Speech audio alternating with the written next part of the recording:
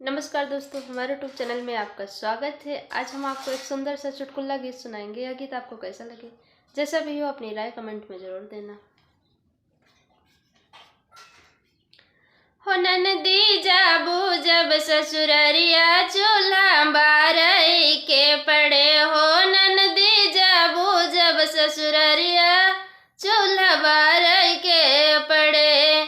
चूल्हा बारई के पड़े हो झाड़ू मारई के पड़े। ननदी जाबू जब ससुररिया चूल्हा बारई के पड़े। हो ननदी जाबू जब ससुररिया चूल्हा बारई के पड़े। चूल्हा बारई के पड़े हो झाड़ू मारई के पड़े। ननदी जाबू जब ससुररिया चूल्हा बारई के पड़े। हो कैसे मजबूर लोटा थरिया झाड़ू मारई के पड़े। कैसे मजबूर लोटा थरिया झाड़ू मारई के पड़े। अब ही से सब सीखल ननदी नहीं तो पछतैबू।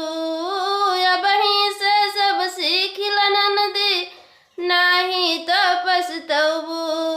इहाँ के नहीं हुआ हो बैठे मौज से खाना पौबू पैबू सम सवेरे गरिया चूल्हा बारई के पड़े। हो पौबू सम सवेरे गलिया चूल्हा बारई के पड़े। हो ननदी जाबू जब ससुररिया चूल्हा बारई के पड़े। चूल्हा बारई के पड़े हो झाड़ू मारई के पड़े। कैसे मजबूर लोटा थरिया झाड़ू मारई के पड़े। कैसे मरबू लोटा थरिया झाड़ू मारई के पड़े। दिन भर इनके उनके घरे बैठ के छोड़ा आदत। दिन भर इनके उनके घरे बैठ के छोड़ा आदत। बिना काम के केहू से हो जो तू ना तो जोड़बू नहीं पैबू ससुरे खबरिया झाड़ू मारई के पड़े। हो ना तो ससुरे होई गुजारा झाड़ू मारई के पड़े।